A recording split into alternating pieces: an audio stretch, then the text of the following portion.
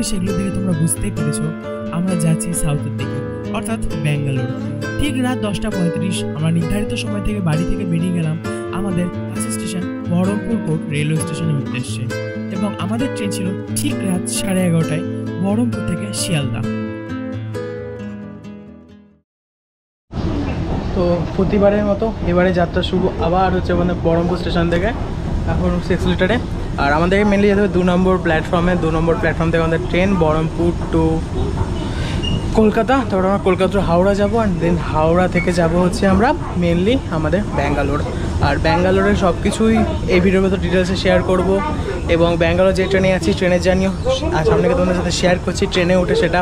তো নির্ধারিত সময় থেকে 2-3 মিনিট আগে train number 53172 Lalgola Sealdah passenger platform number 2 Baharampur কোর্টে এসে পৌঁছালো।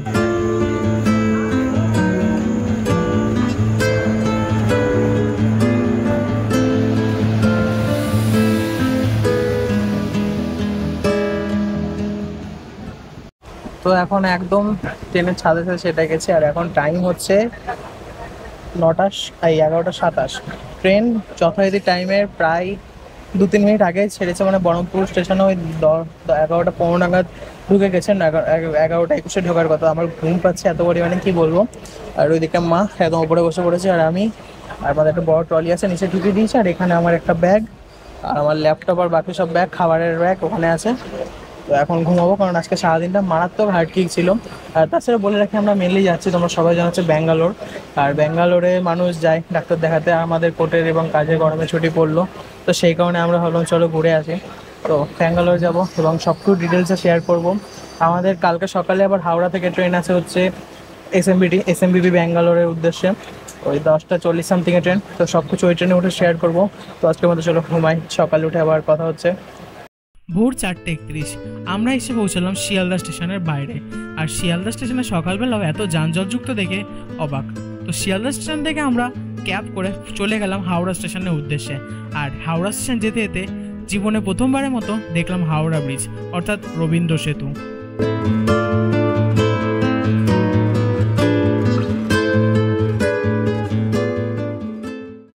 তো সকাল এখন বাজে হচ্ছে 5:30, আর আমরা চলে এসেছিলাম হাওড়া রেলওয়ে স্টেশনের ভেতর। আর বেসিক্যালি এখান থেকে আমাদের ওই দুরন্ত এক্সপ্রেস আছে 10:40-এ, যেটা মনে হয় প্রায় 27 আওয়ার্স দেখা যায়, প্রায় 32 ঘন্টার কাছাকাছি লেগে যাবে পৌঁছাতে। দেখা যাক, এবার সব কিছু তোমার সাথে ডিটেলসে শেয়ার করবো। আর মেনলি আমরা যাচ্ছি ব্যাঙ্গালোর, আর যেহেতু লোকের অসুবিধা না হয় যেন ভিডিওটা আমি নামিয়ে করছি, কারণ আমরা আছি সেখানে এসি লাউঞ্জে। এখানে বসবো কারণ 10:40-এর ট্রেন, এখানে একটু বসবো, ফ্রেশ ট্রেশ হবো, কারণ এখানে ওয়াশরুম আছে, ফ্রেশ ট্রেশ হবো, স্নান টান করবো। দেখা যাক, কারণ স্নান টান না করলে প্রায় 2 দিন ট্রেনে জলে স্নান করতে কীরকম লাগবে না লাগবে। তো স্নান টান করবো, ওতে একটা টাইম লাগার আছে। তো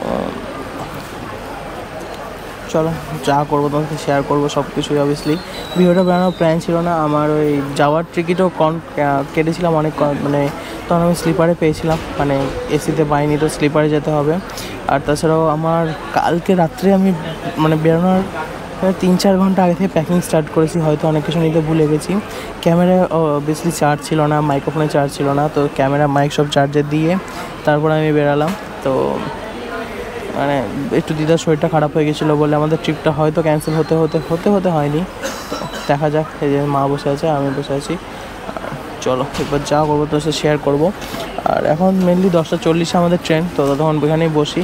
আর ওইদিকে ডিসপ্লে আছে, দেখা যাবে কটার সময় কখন যাবে না যাবে, মানে কোন ট্রেন কখন আসবে যাবে। তো আকাশে আছে মেঘলা একদম আকাশ। আর এখন ঘড়ির কাঁটায় টাইম হচ্ছে 9:31 বাজে, জন্য দেখা যাচ্ছে কি না। তো আমাদের ট্রেন হচ্ছে মানে হাওড়া থেকে 10:40-এ ওই 21-22 সামথিং প্ল্যাটফর্ম থেকে ছাড়বে দুরন্ত এক্সপ্রেস, 12:245 দুরন্ত এক্সপ্রেস। আর বেসিক্যালি আমরা সেই ভোর 5টায় এসেছি, তখন থেকে লাউঞ্জে বসে আছি। আর লাউঞ্জে থেকে ওখানে ওয়াশরুমের ব্যবস্থা আছে, ওয়াশরুম গেলাম, স্নান টান করে এলাম। সকালে প্রাতঃকার্য সব সারা হয়ে গেছে, তো স্নান টানও ডান। এবার আমরা ট্রেনে উঠবো, আর 1 ঘন্টা মতো সামথিং বাকি। 10টা নাগাদ আমরা এখান থেকে বেরোবো, তারপর ট্রেনে উঠে যাবো, তোমার সাথে বাকিটা শেয়ার করছি। তো পৌঁছাতে আই থিঙ্ক কালকে দুপুর 3:30 অবধি ডিপার্চার টাইম দেখাচ্ছে, জানি না কতক্ষণে পৌঁছাবো, দেখা যাক এবার পুরোটাই।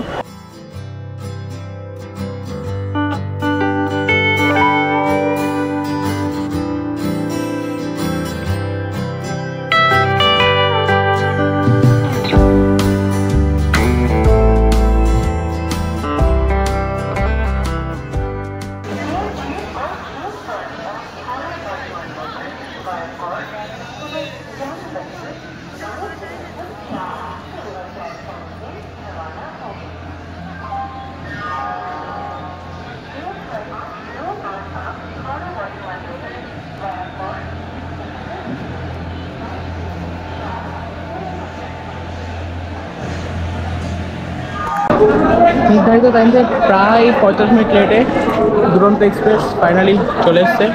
তো চলো উঠবো এবার। তো টাইম এখন হচ্ছে 11:35, আর ট্রেন স্টেশনে ঢোকার কথা ছিল হচ্ছে 10:40-এ। প্রায় 1 ঘন্টা নয় 45 মিনিট লেটে ট্রেন ঢুকেছে। আর আমরা ট্রেনে যতদিন সিটে এসে বসে পড়েছি। আর আমাদের দুজনেরই পড়েছে আপার সিট, সাইড আপার, দিকে সাইড আপার পড়েছে।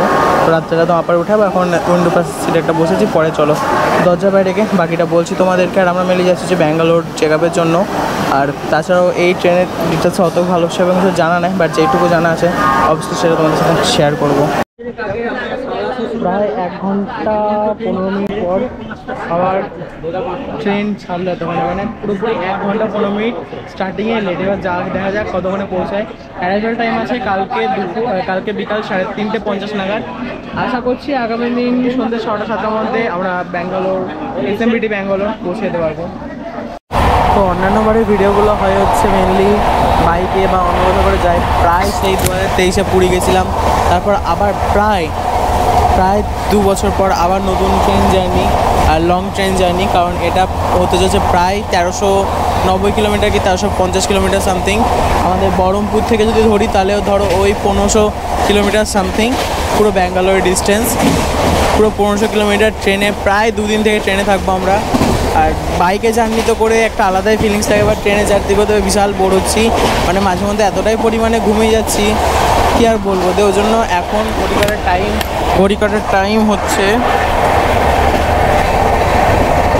1:41। আমি মাঝখানে ঘুমিয়ে গেছিলাম, আবার দিয়ে ভিডিও কন্টিনিউ করেছে। পাশে বন্দে ভারত এক্সপ্রেস, জানি না ক্যামেরা ক্যাপচার করতে পারলো কিনা, বাট পাশে দাঁড়িয়ে ছিল হচ্ছে বন্দে ভারত এক্সপ্রেস। আর আমাদের এই ট্রেন ছেড়েছিল মেনলি ওই 1 ঘন্টা 45 মিনিট সামথিং দেরিতে, মানে 1 ঘন্টা 15 মিনিট সামথিং দেরিতে। তো দেখা যাক এস্টিমেট টাইম যেটা আছে। আর আমাদের টোটাল জার্নির মাঝখানে পড়বে 4টে ইন্টারমিডিয়েট স্টেশন। আমাদের ফার্স্ট স্টপ হচ্ছে ভুবনেশ্বরে, ওড়িশা ডিস্ট্রিক্টের ভুবনেশ্বরে। আমরা এই কিছুক্ষণ আগে কোলাঘাট ক্রস করলাম। দেখা যাক ভুবনেশ্বর কতক্ষণ পৌঁছাতে লাগে। আর ট্রেনের অ্যাভারেজ স্পিড 110-105 ধরেই চলছে।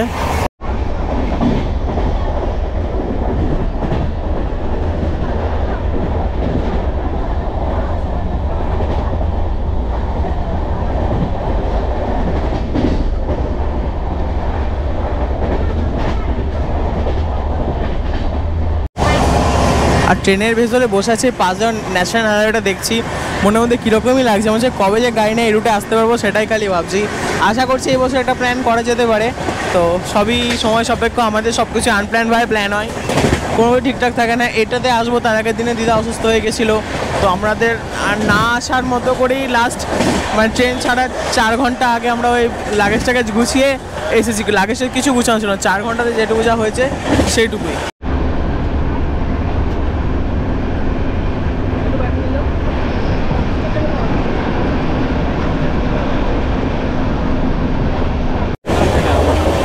ঘড়ি কাটার সময় এখন 5:44, আর আমাদের ট্রেন এখন প্রায় ঢুকবে করতে হচ্ছে ভুবনেশ্বরে। আর ভুবনেশ্বরে ঢুকে আমরা ওই রাতে ডিনার জন্য এখান থেকে বলে দিলাম, কারণ আমাদের এই গাড়িতে প্যান্টিকার অবভিয়াসলি অ্যাভেলেবেল আছে। আর প্যান্টিকার রুটি বা রাইস থেকে শুরু করে দুপুরের লাঞ্চটা প্যান্টিকার থেকে নিয়েছিলাম। আর শরীরটা ভালো লাগছিলো না বলে আমার সেরকম ভিডিও করা হয়নি। তো লাঞ্চে যদি মানে ভেজ, চিকেন, ডিম অথবা মাছ যাই না 160 টাকা করে প্লেট প্যান্টিকারের আমাদের এই দুরন্ত এক্সপ্রেসের। আর অন্যান্য ট্রেনগুলোর ব্যাপার তো পুরোপুরি হবে আলাদা। তো এই মুহূর্তে আমাদের যে ফার্স্ট ইন্টারমিডিয়েট স্টেশন ভুবনেশ্বর স্টেশনে ফাইনালি চলে এসেছে। আর এখান থেকে 1 কাপ চা নিলাম। বাইরে এখন ট্রেনমেন্ট ছেড়ে দিয়ে বিশাল ভিড় লেগেছে, বাইরে তো বেশি রিস্ক নিলাম না। তো এখান থেকে চাটা খাবো, আর একদম রাতে ডিনার সাথে কথা হবে, কারণ আমি এখন একদম ওপরে উঠে পড়েছি। তো এখানে একটু বসবো আর নিচে নামছি না, ভালো লাগছে না। এবার একটু পরে সবাই আবার বিছানা জন্য নামানো শুরু করবে। সারাদিন লোকজন বসে আসার জন্য আগে থেকে কোনো চাপ না নিয়ে একদম ওপরে উঠে পড়লাম। তো চলো চাটা খাই। চাটা মশলাটি বেশ ভালোই খেতে এখানকার, বেশ ভালো খেতে। কি সে পাউডার সব একসাথে দিয়ে দেয়, মেশিন থেকে বেরিয়ে আসে, বাট মাটি ফাটে 15 টাকা করে নিল।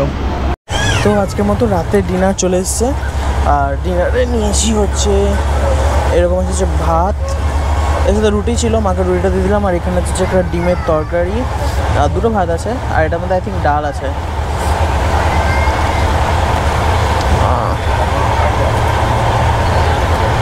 হ্যাঁ, এটাতে ডাল আছে।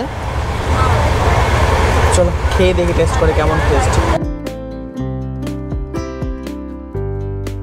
পরের দিন সকালে যখন ঘুম ভাঙলো তখন আশপাশের দৃশ্য দেখে যা বুঝলাম আমরা সমুদ্রের একদম খুব কাছ দিয়েই যাচ্ছি। আর তারপর ফোনে গুগল ম্যাপটা ওপেন করে দেখলাম আমরা এই মুহূর্তে আছি হচ্ছে অন্ধ্রপ্রদেশে। অন্ধ্রপ্রদেশের আবহাওয়া এতটাই মনোরম আর কিছু বলার নয়। আর দূর থেকে সমুদ্রের উত্তাপ্ত এবং ঠান্ডা হওয়া মিশ্রিত একটা হাওয়া বয়ে আসছে, সেটা ভালো মতোই বোঝা গেল।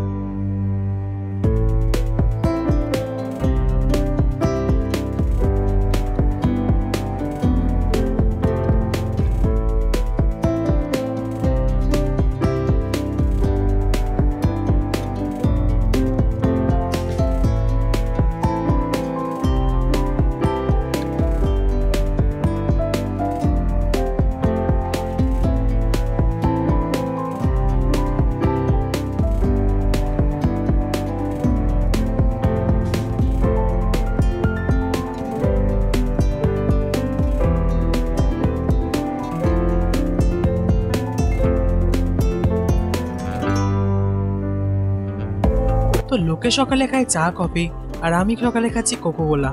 হ্যাঁ, সত্যি কথা বলতে তখন প্রায় খালি পেটেই ছিল, কিছু খাইনি।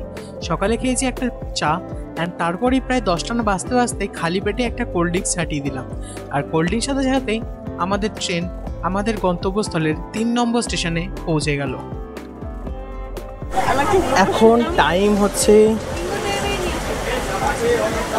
11:59। আমাদের ট্রেন এই মুহূর্তে এসে পৌঁছালো এই জার্নি 3 নম্বর ইন্টারমিডিয়েট স্টেশন এসে পৌঁছালো রেনিগুন্টা জংশনে। আর এখানে 10 মিনিট স্টপেজ। ট্রেন নির্ধারিত সময় থেকে 2 ঘন্টা লেটে চলছে। আশা করছি এখানে দেখা যায় 4:44-এ এসএমবিটি ব্যাঙ্গালোরে অ্যারাইভ টাইম, ঠিক আছে? মানে এরপর সোজা এসএমবিটি ব্যাঙ্গালোরে দাঁড়াবে, তাছাড়া কোথাও দাঁড়াবে না, সোজা ব্যাঙ্গালোরে। মানে 1937 কিলোমিটার কমপ্লিট করে ব্যাঙ্গালোর পৌঁছাবে 4:44 দেখা যায় 2 ঘন্টা লেট অনুযায়ী। দেখা যাক, আশা করছি 5টা বা কি 5:30 মধ্যে ঢুকে যাবে ট্রেন।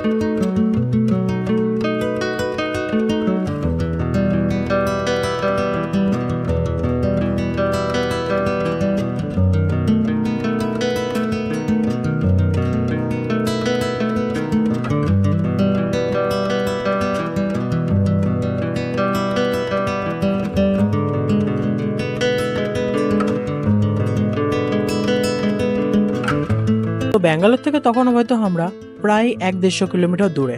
আর ব্যাঙ্গালোর আমাদেরকে ওয়েলকাম জানালো একটা সুন্দর বৃষ্টির মাধ্যমে।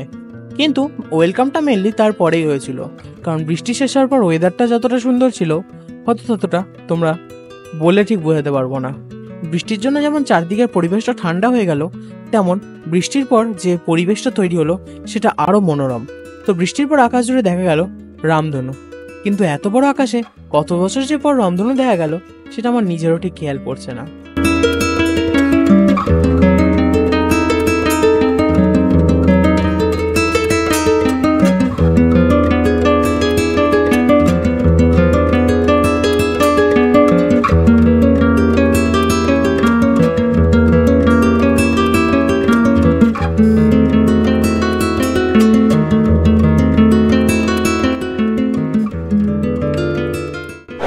তো বাড়ি থেকে মানে বহরমপুর থেকে প্রায় 2000 কিলোমিটার এবং কলকাতায় মানে 2000 না 2223 হয় বহরমপুর থেকে কলকাতায় প্রায় 1931 কিলোমিটার সামথিং পথ অতিক্রম করে আমরা ফাইনালি চলে এসেছি এসএমবিবি ব্যাঙ্গালোর স্টেশনের বাইরে। আর এখান থেকে আমরা ক্যাব বুক করে দিয়েছি, ক্যাব আসছে। আর এখান থেকে আমরা যাবো হচ্ছে কাঠগুড়ি সাইডে, মেনলি কাঠগুড়ি বা হোয়াইট বিল্ডিংয়ে নেমে যাবো ভাবছিলাম, কিন্তু ওইদিকে দাঁড়ালো না, অনেক সময় ক্রসিংয়ের জন্য দাঁড়ায় বাট দাঁড়ালো না, তাই আমাদেরকে একটু বেশি ঘুরতে হবে মেনলি। তো আজকের মতো এই ভিডিওটা এই পার্টটা এখানে এন্ড করলাম, মেনলি ট্রেনের ব্যাপারে যা কিছু দেখানোর। নেক্সট ভিডিও দেখাবো আমরা কোথায় চেক আপের জন্য যাচ্ছি, হোটেল কী নিচ্ছে না যাবতীয় যা কিছু সব ডিটেলসে দেখা হচ্ছে নেক্সট ভিডিওতে। তাহলে ওয়েট করো।